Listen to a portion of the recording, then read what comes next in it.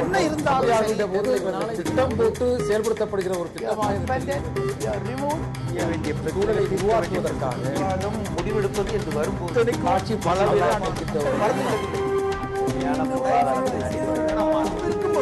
எதிர்த்து பேசிட்டு. வணக்கம். நேர்பட பேசு நிகழ்ச்சிக்கு உங்களை அன்போடு வரவேற்கிறோம். சமூகத்தை, குடும்பங்களை, தனி மனிதர்களை பாதிக்கும் எல்லா விஷயங்களையும் பொது வெளியில் நாம் எளிதில் பேசிவிடுவதில்லை. கௌரவம், கண்ணியம், சமூகம் என்ன சொல்லி பழித்து விடுமோ என்று அஞ்சி பல முக்கியமான விஷயங்கள் பேசப்படாமலேயே போய்விடுகின்றன. பேசுவதற்கான துணிவு பலருக்கும் இல்லாமல் போய்விடுகிறது. பேசாம் பொருளை பேச நான் துணிந்தேன் என்ற வகையில் சென்னை உயர்நீதிமன்றத்தின் மதுரை கிளையில் நீதிபதி என் கிருபாகரன் முக்கியத்துவம் வாய்ந்த தீர்ப்பு ஒன்றை தந்திருக்கிறார். அண்மை காலத்தில் தாம்பத்திய உறவில் ஈடுபட முடியாமல் போவதால் மன வாழ்க்கை முறிந்து விவாகரத்து கோரி நீதிமன்றத்தை நாடுபவர்களின் எண்ணிக்கை பல மடங்கு அதிகரித்திருக்கிறது. குறைபாட்டை மறைத்து திருமணம் செய்து கொண்டு விடுவதால் பெரும்பாலும் பாதிக்கப்படக்கூடியவர்கள் அபலை பெண்கள். ஆகவே திருமணத்திற்கு முன்பே தாம்பத்தியத்திற்கான தகுதி இருக்கிறதா என்பதை டாக்டர்களிடம் சான்றிதழ் பெற வேண்டும். பரிசோதித்து அந்த சான்றிதழை பெற்ற பிறகு ஏன் திருமணம் செய்து கொள்ளக்கூடாது என்கிற யோசனையை ஏன் பரிசீலிக்க கூடாது என்று மத்திய மாநில அரசுகளை பார்த்து அவர் கேட்டிருக்கிறார். சாதாரண வழக்கொன்றில் தாமாகவே முன்வந்து மத்திய அரசையும் மாநில அரசையும் மத்திய சட்ட ஆணையத்தையும் பிரதிவாதிகளாக அவர் சேர்த்து அவர்களுடைய கருத்தையும் கேட்டிருக்கிறார். ஓர் அரசாங்கம் இதுபோன்ற முக்கிய பிரச்சனைகளில் கவனம் செலுத்த வேண்டியது முக்கியமானது என்ற அவரது கருத்து நாடு தழுவிய அளவில் விவாதிக்கப்பட வேண்டியது. என்னது, மணமகனுக்கும் திருமணத்திற்கு முன்பே பரிசோதனையா என்கிற ஒரு செய்தியை பார்த்தாலே சாதாரணமாக பலர் திடுக்கிடுவார்கள். ஆனால் இந்த தீர்ப்பு அந்த திடுக்கிடலை தாண்டி பல்வேறு சிந்தனைகளை விதைத்திருக்கிறது. இது முற்போக்கான புரட்சிகரமான காலத்துக்கேற்ற யோசனையா அல்லது ஏற்கனவே இருக்கக்கூடிய சிக்கல்களை மேலும் அதிகரிக்கக்கூடிய சர்ச்சைக்குரிய தீர்ப்பா? தனி மனிதர்களின் சுதந்திரத்தை தலையிடக்கூடிய, பறிக்கக்கூடிய ஒன்றா? இது தேவையானதா, தேவையற்றதா என்பதை நாம் விவாதிக்கலாம். நம்மோடு இந்த அமர்வில் சமூக ஆர்வலர் திரு ஷியாம் சேகர், வழக்கறிஞர் திருமதி சாந்தகுமாரி, சமூக ஆர்வலர் திரு நம்பி நாராயணன், இவர்களோடு மனநல மருத்துவர் மோகன்ராஜ் இணைய இருக்கிறார். நாம் விவாதிக்கலாம். வணக்கம். முதற்கட்டமாக உங்களுடைய கருத்தை நான் அறிய விரும்புகிறேன். இந்த தீர்ப்பு தொடர்பாக, இது ஒரு தீர்ப்புன்னு சொல்ல முடியாது, ஒரு யோசனை. அவர் ஒரு பொதுநல வழக்காகவே ஒரு சாதாரண வழக்கை மாற்றி நீதிபதி கிருபாகரன் இந்த ஆணையை கொடுத்திருக்கிறார். மத்திய மாநில அரசுகளை கேட்டிருக்கிறார். இந்த சோதனை, இதனால்தான் தாம்பத்திய உறவில் ஈடுபாடு இயலாதவர்கள் இதனால் மனமுறிவு அதிகரிக்கிறது, இதற்கு ஒரு பரிசோதனை தேவை என்கிற இந்த யோசனையை நீங்க எப்படி பார்க்கிறீங்க? இது ஒரு வரவேற்கப்பட வேண்டிய காலத்தின் தேவையா அல்லது தேவையற்ற சர்ச்சையா? தனி மனிதர் உரிமையில தலையிடுற விஷயமா? இதை மருத்துவ ரீதியா பாத்தீங்கன்னா இது வரவேற்கத்தக்கதுன்னு தான் சொல்லலாம். ஆனா அதையும் தாண்டி ஒரு தனிநபருடைய லிபர்ட்டி, ஃப்ரீடம், அதை சார்ந்தது. அதாவது அவங்க செய்ய விரும்பி செஞ்சா அது வரவேற்கத்தக்கது. ஆனா இதை அரசாங்கமோ ஸ்டேட் இதை சொல்லிச்சுனாக்கா அது அவருடைய சுதந்திரத்தை பறிக்கிற மாதிரி ஒரு மாறிவிடும்ன்றதுதான் என்னுடைய கருத்து. இது போன்ற விஷயங்கள் அரசாங்கம் சம்பந்தப்பட்டதா இருக்கக்கூடாது. ஏன்னா இது இருவர் சம்பந்தப்பட்டது. அந்த இருவரும் இதற்கு கட்டுப்பட்டு ஒப்புக்கொண்டால் அது வரவேற்கத்தக்கது. இதே அரசாங்கம் செய்ய சொன்னா அது ஒரு விகாரமாக இருக்கும். உதாரணத்துக்கு சொல்றேன், திருமணம் செய்ய விரும்புவவர்கள் எல்லாம் இந்த அரசாங்க அலுவலகத்துக்கு முன்னாடி நின்று இந்த டெஸ்ட்டை எடுத்துக்கங்க அப்படின்னு ஒரு பெரிய கியூ இருந்ததுன்னா அந்த சமூகம் எப்படி இருக்கும்னு நீங்க ஒரு நிமிஷம் யோசிச்சு பாருங்க. ஏன் அரசாங்க அலுவலகம், அரசாங்க மருத்துவமனைன்னு பார்க்கிறீங்க? அல்லது என்ன தனியாராவே இருக்கட்டுமே, ஒரு உங்க திருமணம் எத்தனையோ விஷயங்களுக்கு மருத்துவர்கள்ட்ட போறீங்க. என்னுடைய பாயிண்ட் என்னன்னா ஏதோ ஒரு சான்றை நீங்க வாங்க போறீங்க. யாரோ ஒருத்தர் உங்களுக்கு ஒரு சான்று கொடுக்க போகிறார்கள். அந்த சான்று சரியானதா தவறானதா, அந்த சான்றை வச்சு நீங்க ஒரு முடிவு எடுக்க போறீங்கன்னு வச்சுப்போம். அந்த சான்று ஒருவேளை தவறாக இருந்தால் அப்பவும் இதே நம்ம we are back to square one. இல்ல, அது தவறா போகுமான்றது வேற கேள்வி. அது உங்களுடைய அடிப்படை கருத்து என்பது தனி மனித உரிமையை பறிக்கக்கூடிய ஒன்று, நடைமுறையில சாத்தியம் இல்லாதது. அரசாங்கம் தவறு செய்வதற்கு இது வழிவகுக்குன்ற கருத்தை நீங்க இது சொல்லுங்க. சட்ட ரீதியா வர வேண்டிய விஷயமே இல்லை, இது சமூக ரீதியா வர வேண்டிய விஷயங்கிறது தான் என்னுடைய பாயிண்ட். திருமதி சாந்தகுமாரி, உங்களுடைய பார்வை, நீங்க நிறைய வழக்குகளை இது மாதிரி நடத்தி இருப்பீங்க. இது உண்மையிலுமே ஒரு அடிப்படையா விவாதிக்கப்பட வேண்டிய அளவிற்கு சமூகத்துல பெரிய பிரச்சனையா மாறிடுச்சா? இந்த தீர்ப்பை பொறுத்த வரைக்கும் நான் நிச்சயமாக மனதார வரவேற்கிறேன் அப்படின்னு சொல்றதுல நான் ரொம்ப சந்தோஷப்படுறேன். எதுக்காகன்னு கேட்டீங்கன்னா, நீங்க சொன்னீங்க இது ஒரு பொதுநல வழக்கு கூட கிடையாது, ஒரு தனிப்பட்ட வழக்குல நீதிபதி தன்னுடைய கருத்துக்களை பதிவு செய்திருக்கிறார் அப்படின்னு. பொதுநல வழக்குகள்ல மட்டும்தான் மாற்றமான தீர்ப்புகள் வர வேண்டும் அப்படிங்கிற அவசியமே நமக்கு கிடையாது. வாய்ப்பு எங்கே கிடைக்கிறதோ அது மக்களுக்கு பாதிக்காத வகையிலும் அதே சமயம் பயன் தருகிற வகையிலும் தீர்ப்புகளை வழங்குவது என்பது வழக்கம்தான். ஒரு சந்திரகுமார் ஒரு ஆர்னேஷ்குமார் வழக்குல அவர் சொல்றாரு 498A கேசஸ் எல்லாம் மிஸ்யூஸ்னா அது ஜெனரல் அதோட வரல, அதை தாண்டி போலீஸ் துறையில என்னென்ன சீர்திருத்தங்கள் வரணும்னு வந்துச்சு. அதே மாதிரி இன்னொரு வழக்குல இது ஹியூமன் ரைட்ஸ் வயலேஷன், நீண்ட காலமாக வழக்குகள் தேங்கி கிடப்பது என்பது. அப்போ ஏதாவது ஒரு வழக்குல ஒரு விஷயம் வந்துதான் அதற்கான வழி பிறக்கும். எனவே இந்த தீர்ப்பு பொதுநல வழக்காக எடுக்கப்படாவிட்டாலும் கூட இப்படி ஒரு சிந்தனையை விதைத்திருப்பது என்பது இந்த தமிழகத்தில் இருக்கக்கூடிய அனைத்து பெண்களின் சார்பாகவும் நான் நிச்சயமாக வரவேற்கிறேன். ஏனென்று கேட்டால் இன்றைக்கு ஃபேமிலி கோர்ட்ல பணியாற்றுகிற நிறைய வழக்கறிஞர்களுக்கு தெரியும், குறைந்தது 15% 20% வழக்குகள் இம்பார்ட்டன்சி சம்பந்தமான வழக்குகள், அதற்காக இருவரும் பிரிந்து செல்கிற ஒரு சூழலுக்கு அவர்கள் தள்ளப்படுகிறார்கள். அப்ப இதுக்கு என்ன காரணம் அப்படின்னு கேட்டீங்கன்னா, நிச்சயமாக இவர்கள் அதற்கு தகுதியானவர்கள் தானா என்று தங்களை தாங்களே அறிந்து கொள்கிற நிலையிலே இல்லை. நம்ம நாட்டுல பெண்களுக்கு இது சுத்தமாகவே மறுக்கப்பட்டிருக்கிறது. அதுல நீங்க சொன்ன ஒரு விஷயம் என்னன்னு கேட்டீங்கன்னா, ஆணுக்கும் பெண்ணுக்கும் இது எப்படி இந்த மாதிரியான பரிசோதனைகளை செய்ய முடியுமா அப்படிங்கிற ஒரு கேள்வி இருக்கு. அது மருத்துவர் வருவாரு, அவர் சொல்லட்டும். ஆனால் அதற்கு முன்னதாக நிறைய வழக்குகளிலே தாங்கள் பொட்டன்டா இல்லையான்னு தெரிஞ்சுக்கிட்டு ஒரு திருமண வாழ்க்கையில ஏன் ஈடுபடவில்லை அப்படிங்கிற ஒரு கேள்வி அடிப்படை கேள்வியாக தாங்கள் தகுதி படைத்தவர்கள் தானா அப்படின்றத திருமணத்துக்கு முன்னாடி அவங்களே தெரிஞ்சுக்கணும்ன்றத நீங்க முதன்மையா அது அரசாங்கம் சொல்றதுல என்ன தப்பு இருக்க முடியும்? நீங்க போலியோல பாதிக்கப்பட்டு அவ்வளவு மக்கள் பாதிக்கப்பட்டிருந்த போது முதல் அந்த கருத்து அரசாங்கம் தான் விதிச்சது. ஒண்ணு இல்ல, குழந்தைகளுக்கு தடுப்பூசி போடுங்கன்னு சொன்னோம்னா ஐயோ நம்ம குழந்தைகளுக்கெல்லாம் அது செய்யணுமான்னு கேட்டாங்க. அம்மை வந்த போதும் இதே மாதிரி தான் சொன்னார்கள். அதனால எந்த திட்டம் கொண்டு வரப்பட்டாலும் முதலிலே இப்படிப்பட்ட மாற்று கருத்துக்கள் நிச்சயமாக பதிவு செய்யப்படும். அதை தாண்டியும் இதை முன்னெடுத்து செல்ல வேண்டியது நிச்சயம் அவசியம். ஏனென்று கேட்டால் பாதிக்கப்படுபவர்களில் பெரும்பாலானோர் பெண்களாக இருக்கிறார்கள், ஆண்களும் உண்டு, இல்லைன்னு மறுக்கவே முடியாது. எனவே அவர்களது திருமண வாழ்க்கைக்கு தகுதி உள்ளவர் தானா என்று அறிய இப்படிப்பட்ட ஒரு தீர்ப்பு உதவும் என்பதுல எனக்கு மாற்று கருத்து. நம்பிநாராயணன், நீங்க எப்படி பார்க்கறீங்க இந்த கருத்தை? இல்ல, இந்த இதை நான் ரொம்ப வேடிக்கையான ஒரு விஷயமா நான் பார்க்கறேன். ஏன்னா உலக நாடுகள்ல டைவர்ஸ்ல இந்தியா முதல் 10லயே இல்லை, 9க்கு அப்புறம் இருக்கு, இப்ப 9ஐ நோக்கி முன்னேறி இருக்கிறது. அந்த நாடுகள்லாம் இப்படி யாரும் யோசிக்கல. இல்ல, டைவர்ஸ்ல சரியானதா தப்பானதா அந்த நாடுகள்லாம் இப்படி யாரும் யோசிக்கல. ஏதோ ஒரு பெரிய புரட்சி செய்கிற மாதிரி, அதாவது சொசைட்டிலன்னா அங்கீகரிக்கப்பட்ட ஒரு வழிமுறை என்று ஒன்று இருக்கிறது சமுதாயத்துக்குன்னு. ஒரு சமுதாயத்தில் அண்ட்ரஸ்ட் கிரியேட் பண்ற மாதிரி ஒரு தீர்ப்பு என்பது முதல் விஷயம். ரெண்டாவது, இன்னைக்கு நிறைய கேசஸ் அவர் என்ன சொல்றாரு, இந்த மாதிரி நிறைய வருகிறதே, இந்த மாதிரி நிறைய வர்றதுனால அரசாங்கத்துக்கு தெரியுமா என்று கேட்கிறார். அதற்கான புள்ளி விவரம் ஒன்றும் நம்மகிட்ட இல்லை. புள்ளி விவரம் இல்லாம அரசாங்கத்துக்கு தெரியுமான்னு நமக்கு தெரியல. புள்ளி விவரம் இல்லைன்னு சொல்ல முடியாது. இதே நீதியரசர் ஒரு முக்கியமான புள்ளி விவரத்தை தர்றார். சென்னை குடும்ப நல நீதிமன்றத்தில் 2009 2013 வரையிலும் பதிவான வழக்குகள் அப்படின்னு வரும்போது 20% அவங்க சொல்றது 20. அவங்க சொல்றக்கூடிய கருத்து, கொடுமைப்படுத்துவது அதன் காரணமாக மனவிலக்கு கோரி வரக்கூடியவங்க 2009 1850 இருந்தாங்க. 2013 அது பெரிய அளவில் அதிகரிக்கல, அதே எண்ணிக்கையில் ஒரு 2500 அந்த அளவுக்கு இருக்கு. ஆனால் தாம்பத்திய உறவில் ஈடுபட தகுதி இல்லாமை, ஆண்மை குறைபாடு அப்படின்ற காரணத்தை முன்வைத்து வரக்கூடியவங்க 2009 88 பேர் தான் நீதிமன்றத்தை நாடினார்கள். அவர்களுடைய எண்ணிக்கை இன்றைக்கு 715 ஆயிருக்கு. இது சதவீத கணக்குல பார்த்தீங்கன்னா பல மடங்கு அதிகம். அவர் சொல்றாரு பல மடங்கு பெருகி இருக்கு. புள்ளி விவரம் இல்லைன்னா புள்ளி விவரம் இல்லைன்னு, ஆனா புள்ளி விவரம் வந்த பிறகு அதற்கான மாற்று கருத்து. இப்ப நான் முடிச்சிடறேன், தயவு செய்து. நான் இன்னும் முதல் ரவுண்டே நான் முடிக்கல. முடிங்க ப்ளீஸ்.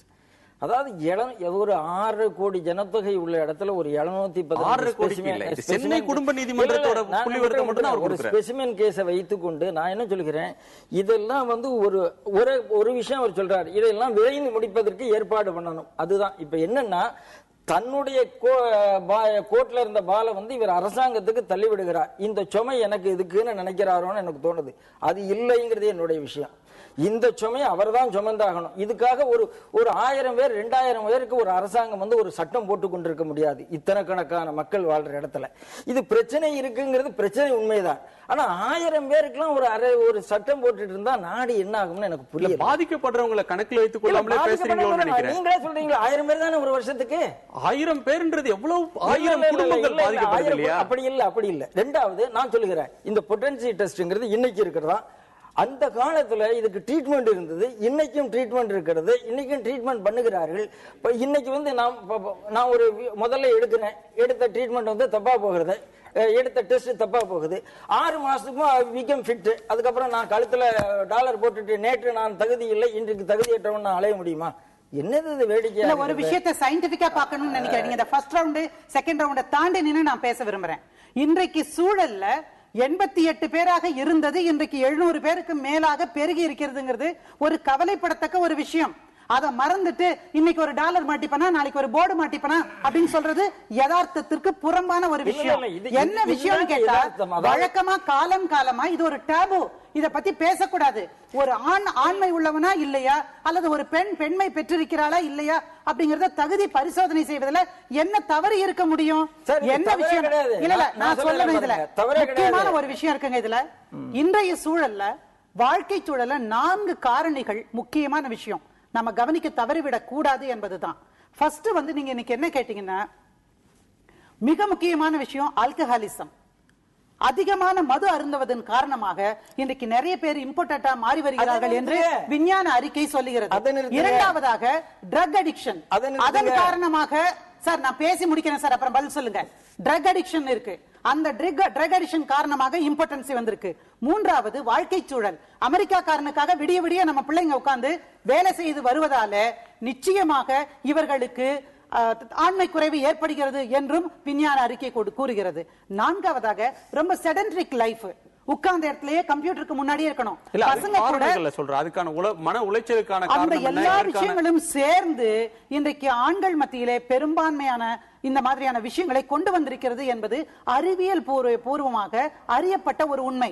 அப்ப இதுக்கு ஒரு மாற்று கருத்து வேண்டும். இதனால ஒண்ணுமே சொல்லாம ஆமா கரெக்ட் தானே ஒரு பெண்ணோட வாழ்க்கையை நீங்க தீர்மானிக்க முடியுமா அல்லது ஒரு ஆணோட வாழ்க்கையை தீர்மானிக்க முடியுமா? அது ரெண்டு தவறு இல்லையா? பெண்ணோட வாழ்க்கையை யாரும் சீரழிக்கல.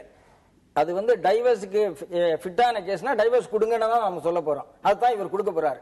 என்ன டைவர்ஸ் கொடுத்தா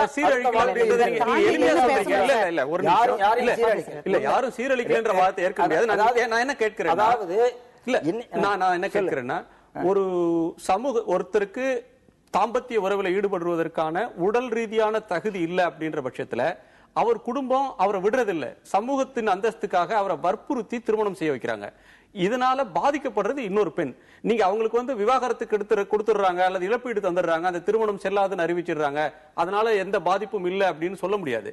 ஏனென்றால் ஒரு பெண் மனமுறிவு பெறுவது என்பது, மனமுறிவு பெற்ற ஒரு பெண் மீண்டும் திருமணம் செய்து கொள்வது என்பது அந்த பெண் யாரோ ஒருவருடைய தவறுக்காக அந்த பெண்ணுக்கும் சரி அவருடைய குடும்பத்துக்கும் ஆகக்கூடிய பாதிப்பை நீங்க கணக்கில் எடுத்துக்க வேண்டாமா? நான் என்ன சொல்றேன், ஷியாம் சொன்னதுதான் இதுல. உங்களுக்கு அதாவது நிறைய லவ் மேரேஜஸ் நடக்குது. காதல் பண்றவங்களை பார்த்து நீ டெஸ்ட் பண்ணிட்டு வான்னு ஒரு பொண்ணு கேட்க முடியுமா? இல்ல பையன் தான் கேட்க முடியுமா? அது நடக்காது. இல்ல இதெல்லாம் நடக்கவே நடக்காது. அதாவது நம்ம ஒண்ணு புரிந்து கொள்வோம். ரெண்டாவது, சமுதாயத்துக்குன்னு ஒரு விஷயம் இருக்கிறது. அந்த காலத்துல அந்த சமுதாயத்துல இது எல்லாம் தெரியும். கூட்டு குடும்பம் இருந்தது, ஒரு குடும்பம் இருக்கு, ஒரு பிஹேவியர்லயே எல்லாத்தையும் கண்டுபிடிச்சிட்டு தான் இருந்தாங்க. எல்லாம் ஒரு சொசைட்டில ஒரு செட்டப் இருந்தது. இன்னைக்கு நியூக்ளியர் ஃபேமிலிஸ் போயாச்சு, யாருன்னு நமக்கு தெரியல. இதெல்லாம் பெரிய சப்ஜெக்டா போயிடும். ஆனால் என்னுடைய விஷயம் என்னன்னா, நீங்க ஷியாம் சொன்ன மாதிரி தெரிந்துக்கணும்னு சொல்ற ஆள் தெரிஞ்சுக்கலாம், அதுல தப்பு கிடையாது. இத சட்டம் போட்டு நீங்க அரசாங்கம் என்ன சொல்லுகிறது நினைச்சு இது ஒரு லாடபிள் ஜட்ஜ்மெண்ட் என்றோ இதை வந்து பேசிக்கொண்டு சமுதாயத்துல யாரும் பேசாத, நான் என்ன சொல்றேன் அப்படி இல்லைங்கிறேன். இதை பத்தி சமுதாயம் பேசப்படுகிறது.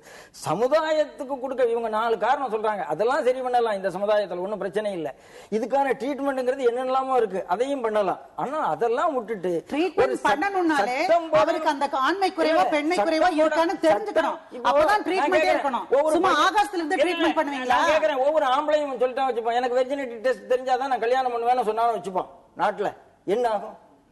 அதனால இது இஷ்யூ கிடையாது. இப்ப இது ஆண்களுக்கு எதிரான தீர்ப்பா பார்க்கறீங்களா? பிற்போக்குத்தனம் ஆணுக்கு மட்டும் இல்ல, ஆணுக்கு மட்டும் பெண்ணுக்கும் தான், எல்லாருக்கும் பொதுவானதுதான் நாங்க பேசக்கூடிய ஒரு விஷயம். பொதுவானதுதான் நம்ம சொல்லி நீதிபதி ரொம்ப அழகா அதை சொல்லியிருக்காரு. இல்ல அதுல எனக்கு சந்தேகமே கிடையாது. விஷயம் என்னன்னா, ஒரு சமுதாயத்தினுக்கு உள்ள இருக்க ஒரு விஷயத்தை நீங்க சமுதாயத்துலதான் தீர்க்கணுமே தவிர அது சட்டத்தை கொண்டு நீதிபதியும் ஒரு சமூகத்தின் ஒரு அங்கம் தானே. நீதிபதி வந்து ஒரே நாள்ல ஒரு இரவுல ஒரு உத்தரவு போட்டு நாளையிலிருந்து நடக்கக்கூடிய எல்லா திருமணங்களும் இந்த சான்றிதழை பெற்ற பிறகுதான் நடக்க வேண்டும் அப்படின்ற ஒரு உத்தரவு போட்டுல அவரும் சமூகத்துல சிந்திக்கிறதுக்கு சில விதைகளை தூவி இருக்கிறார். அப்படிதான் அதை பார்க்கணும். இல்ல அரசாங்கம் என்ன சொல்லுது, சட்ட ஆணையம் என்ன சொல்லுதுன்றதெல்லாம் அடுத்து வரணும். சமூகத்துல சாதாரண வந்துடல. திரு ஷியாம் குறுக்கிடுறார், ஒரு நிமிஷம். குணா, இதை வந்து ஒரு நீதிபதியோட ஆதங்கமா தான் நம்ம பார்க்கணும். சமூகத்துல நடக்கிற பல விஷயங்கள் அவங்க முன்னாடி போய் வைக்கும் போது அவங்க வந்து தங்க ஆதங்கத்தை இது மூலமா வெளிப்படுத்துறாங்க. இது மாதிரி ஒரு பிரச்சனை இருக்கு, இதை யாராவது எப்படி செய்ய போறீங்கன்னு ஒரு கேள்வி கேட்கறாங்க. அரசாங்கத்தை கேட்டிருக்காங்க, அதுவும் சட்டம் அப்படின்ற ஒரு வார்த்தை அங்க முன் வச்சிருக்காங்கன்றதுதான் இதுல வந்து கான்ட்ரோவர்சியை ஒழிய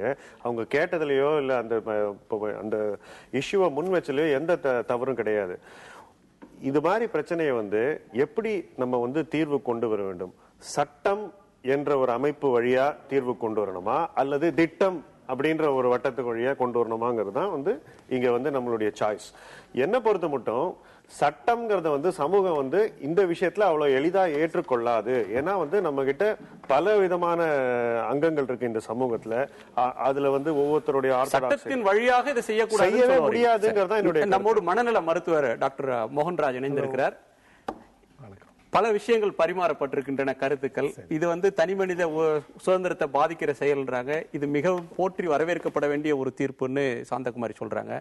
அதே மாதிரி திரு நம்பி நாராயணன் வந்து இது ஏற்புடையதல்ல, இது வந்து பாராட்டத்தக்க தீர்ப்புன்னு சொல்ல முடியாது. தனி மனிதரை பாதிக்கக்கூடிய விஷயம் மட்டும் இல்ல, சமூகத்துல இது பெரிய சிக்கல்களை உருவாக்கக்கூடிய ஒன்றா மாறிடும். இதனால பாதிக்கப்படுறதுன்னு அவர் சொல்ற பெண்களுடைய எண்ணிக்கை என்பது மிக குறைவு. இதை வந்து பொதுமைப்படுத்தி பார்க்க கூடாது அப்படின்ற ஒரு வாதத்தை முன்வைக்கிறார்.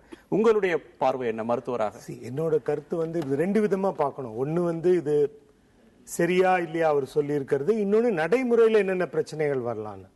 இப்போ ஒரு விதத்துல நம்ம ஆர்கியூ பண்ணலாம், இது வந்து தனி மனித சுதந்திரத்தை கெடுக்குது அப்படின்னு சொல்லலாம். பட் இன்னொரு பக்கம் பார்த்தீங்கன்னா, இப்போ நம்ம ஊர்ல எல்லாமே இப்போ இது அரேஞ்ச் மேரேஜ் கிடையாது அப்படின்னா இந்த பிரச்சனையே வரப்போறது இல்லை. உங்களுக்கு இது அரேஞ்ச் மேரேஜ்னு வரும்போது நிறைய பேருக்கு ஒண்ணுமே தெரியாது. நீங்க வந்து இப்போ வெறும் அந்த உடலுறவு சம்பந்தப்பட்ட பிரச்சனை மட்டும் அவர் பேசியிருக்காரு. இப்ப நாங்க பாக்குறது மனம் சம்பந்தப்பட்ட பல பிரச்சனைகள் வந்து அது போய் மனமுறிவுல, அதாவது எப்படின்னா, இப்போ சிலவங்க வந்து இப்போ பொண்ணு பார்க்க போற இடத்துல பொண்ணு பேச மாட்டா, பொண்ணு என்ன பேசவே மாட்டேங்குதுன்னா ரொம்ப கூச்ச சுபாவம்னு இவங்களும் ரொம்ப சந்தோஷமா கல்யாணம் பண்றாங்க. மறுநாள் நேரம் ஓடி வருவாங்க. என்னன்னா பொண்ணுக்கு மன இது, அதாவது மன வளர்ச்சி வந்து குன்றி இருக்கும்.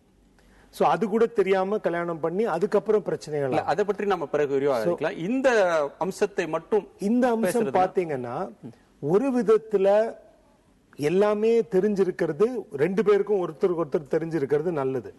ஆனா சட்டமாக்கும் போது அதுல என்ன சிக்கல் வரும்னா, இப்போ ரெஜிஸ்டர் பண்ணணும்னா இந்த சர்டிபிகேட் கொடுக்கணும். இப்ப நார்மலா இது இப்ப 2 பேருக்கு நடுவுல மட்டுமே தெரிஞ்சிருக்கிற வேண்டிய ஒரு விஷயம். நான் என்ன சொல்வேன்னா, நிச்சயமா ஊக்குவிக்கணும். ஒரு ஆணுக்கு உடலுறவு கொள்ளும் சாத்தியங்கள் இருக்கின்றனவா என்பதை அந்த பெண் வீட்டார் தெரிஞ்சிருக்கிறது நல்லது. அந்த தெரிஞ்சுக்க முடியும். அதுல நிறைய சான்றிதழ் மூலமாகத்தானே அவங்களுக்கு ஒரு தேர்ட் பார்ட்டி சர்டிபிகேஷன் மருத்துவ ரீதியாக பார்க்கிறதுன்னு சொன்னா இது மருத்துவ ரீதியாகத்தான் அவர் சொல்றார். ஆமா, ஆனா நிறைய சிக்கல் அதுல இருக்கு. இப்ப சொல்லலாம், இல்ல நீங்க பின்னாடி பேசலாம்னு சொல்லலாம். அதாவது பிராக்டிக்கலா நிறைய சிக்கல் இருக்கு. இப்ப ஏதாவது வெறும் ஒரு டெஸ்ட்டை மட்டும் வச்சு இவருக்கு ஆண்மை இருக்கு இல்லைன்னு சொல்ல முடியாது. இப்ப சிலவங்க என்ன பண்றாங்க, ஆண்மை இருக்கும், அவங்களால உடலுறவு கொள்ள முடியும், ஆனா அந்த மனைவி கூட அவங்களால உடலுறவு கொள்ள முடியாது. ஏன்னா மன அளவுல நிறைய பிரச்சனைகள் இருக்கலாம். இல்ல சிலவங்க என்ன பண்ணுவாங்கன்னா, கோவத்துல இப்போ அந்த அடம் பிடிச்சிட்டு பேசாம இருக்கிறது, அடம் பிடிச்சிட்டு ஏதாவது உடைக்கிறது மாதிரி சிலவங்க என்ன பண்ணுவாங்க, அதை பாசிவ் அக்ரெசிவ் பர்சனாலிட்டின்னு சொல்லுவோம். அந்த அவங்களுக்கு ஏதாவது ஒரு மனக்குறை இருந்ததுன்னா அதை வாயை விட்டு சொல்ல மாட்டாங்க. எனக்கு இது கோவம், ஒன் மேல கோவம் சொல்ல மாட்டாங்க. செக்ஸுக்கு ஒத்துக்க மாட்டாங்க, இல்ல அவங்கள தன்னை அரோசல் வராம பார்த்துப்பாங்க. ஸோ அதுவும் நிறைய மன ரீதியான பிரச்சனைகள் வரும். பட் அவங்கள நீங்க அனுப்பிச்சீங்கன்னா டெஸ்ட்ல அவங்களுக்கு ஒன்றும் ஆண் வரவுக்கு ஒன்றும் ப்ராப்ளம் இல்லை, ஆண்குறி நன்றாக இருக்கிறதுன்னு தான் சொல்லுவாங்க. ஸோ ஒரு டெஸ்ட், ஒரு மெடிக்கல் டெஸ்ட்னால இதை சால்வ் பண்ண போறது இல்லை. இது யாருக்கு முடியும்னா நிறைய ஹார்மோன் ப்ராப்ளம்னால ஆண்மை குறைவா இருக்கிறவங்களுக்கு. அதுல இவங்க சொல்ற பிரச்சனைகள் வரும். எப்படி ஒரு சான்றிதழ்னா சான்றிதழை கொண்டு போய் அவங்க ரெஜிஸ்டர் ஆபீஸ்ல கொடுக்கணுமா, கொடுக்கும்போது அவருடைய தனிப்பட்ட அவருடைய சுதந்திரம், அதாவது எனக்கு HIV இருக்குன்னு வச்சுக்கோங்களேன், எனக்கு HIV இருக்குது எனக்கு மட்டும் தெரிஞ்சா போதும், என் குடும்பத்துக்கு தெரிஞ்சா போதும். ரெஜிஸ்டர் ஆபீஸ்ல கொண்டு போய் கொடுத்து அங்க இருக்கிறவங்களுக்கு எல்லாம் ஏன் தெரியணும்? சோ அந்த ஒரு கான்பிடென்ஷியாலிட்டி நம்ம எல்லாருக்கும் பேஷன்ஸுக்கு கொடுக்கணும். உங்களுக்கும் உங்க குடும்பத்துக்கும் தெரிஞ்சா போதும். ஆனால் நீங்கள் இன்னொருவரை போய் திருமணம் செய்து கொள்கிறீர்கள் அப்படின்ற பட்சத்துல அவங்களுக்கு தெரிவிக்கணுமா வேண்டாமா? இப்போ HIV எடுத்துக்கிட்டோம்னா அது அவரையும் பொறுத்தவரை இந்த சோதனையின் மூலமாக எளிதில் தவிர்க்கக்கூடிய இந்த மாதிரி ஒரு கொடிய நோய் ஒருத்தருக்கு இருந்தது, அது பரவும் சொன்னா இந்த சோதனை செய்தால் அதை தவிர்த்திட முடியும். அந்த இது நான் ஆமோதிக்கிறேன். அதாவது திருமணத்துக்கு முன்னாடி ஆணோ பெண்ணோ தனக்கு HIV இருக்கிறதா இல்லையாங்கிற அந்த ஸ்டேட்டஸ், அந்த டெஸ்ட் பண்ணி அதை கொடுக்கறது ரொம்ப வரவேற்கத்தக்க விஷயம். ஆனா என்னன்னா இப்போ குடும்பத்துக்குள்ள பேசி அவங்க பரிமாறிக்கிட்டா பரவாயில்ல, சட்ட ரீதியா வந்ததுன்னா இது ஏதாவது ஒரு இடத்துல கொண்டு போய் கொடுக்கணும். கொடுக்கிற இடத்துல இவங்க பாப்பாங்க, அவங்க பாப்பாங்க, எல்லாரும் பாப்பாங்க. அவங்க சமூகம் வந்த அளவுக்கு இன்னும் மெச்சூர் ஆகல. டாக்டர், என்னன்னா அடிப்படையில் இதுல ஒரு முக்கியமான விஷயம், நீங்க சொல்ற மாதிரி ஒரு தனி மனிதன் அவரா போய் ஒரு டெஸ்ட் பண்ணிக்கிறாரு அப்படின்னா ரொம்ப வரவேற்க தகுந்த அம்சம் தான். ஆனால் கொஞ்ச நேரத்துக்கு முன்னாடி பேசும்போது நண்பர் கூட சொன்னாரு, ஒரு தனி மனிதனுக்குரிய அந்த ஒழுக்கம் என்கிற நிலைமையில உண்மையை சொல்லுகிற அந்த ஒழுக்கம் என்பது இன்றைக்கு மிக மிக குறைவாக இருக்கிறது. அந்த அடிப்படையில பார்க்க போனா எனக்கு எய்ட்ஸ் இருக்கு என்று சொல்லக்கூடிய அந்த துணிச்சல் இன்றைக்கு ஆணுக்கும் சரி பெண்ணுக்கும் சரி கிடையாது. எனக்கு இந்த மாதிரியான விருலண்ட் ஃபார்ம் ஆஃப் டிசீஸ் இருக்கு அல்லது செக்ஷுவலி டிரான்ஸ்மிட்டட் டிசீஸ் இருக்கு யாராவது சொல்லுவாங்க நீங்க எதிர்பார்க்கறீங்களா? திருமணத்துக்கு பொண்ணு பார்த்து பொண்ணு அழகா இருக்கு, மத்ததெல்லாம் பாக்குறோம், யோசிச்சு பாருங்க, ஜாதகம் பாக்குறோம், மனப்பொருத்தம் பாக்குறோம், அதுக்கப்புறமா புடவை எடுக்கிறோம், அதெல்லாம் எல்லா செலவும் செய்வோம், ஊர் வர இந்த குடும்பம் அப்படி அப்படி எல்லாம் பேசுவோம். ஆனா உண்மையிலேயே திருமண வாழ்க்கைக்கு தகுதியானவளாக அந்த பெண்ணோ அல்லது ஆணோ இருக்கிறாங்களா அப்படின்னு நம்ம ஒரு காலம் டெஸ்ட் பண்றதே கிடையாது. அது தவறான நடைமுறை. ஏன்னு கேட்டா இன்னைக்கு இவர் சொல்லிட்டாரு, அதாவது சமூகத்துக்குள்ளார நாம் தொடர்ந்து பேசலாம். ஒரு சிறிய இடைவேளைக்கு பிறகு நிறைய விவாதிக்கலாம். ஒரு சிறிய இடைவேளைக்கு பிறகு நேர்பட பேசு தொடரும்.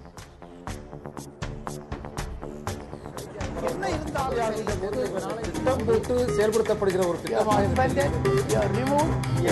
சூழலை உருவாக்குவதற்காக முடிவெடுப்பது என்று வரும்போது ஆட்சி பல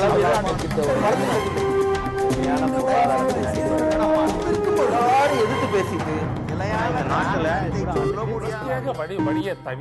மக்கள் தங்களுடைய பங்களிப்பை அளிக்க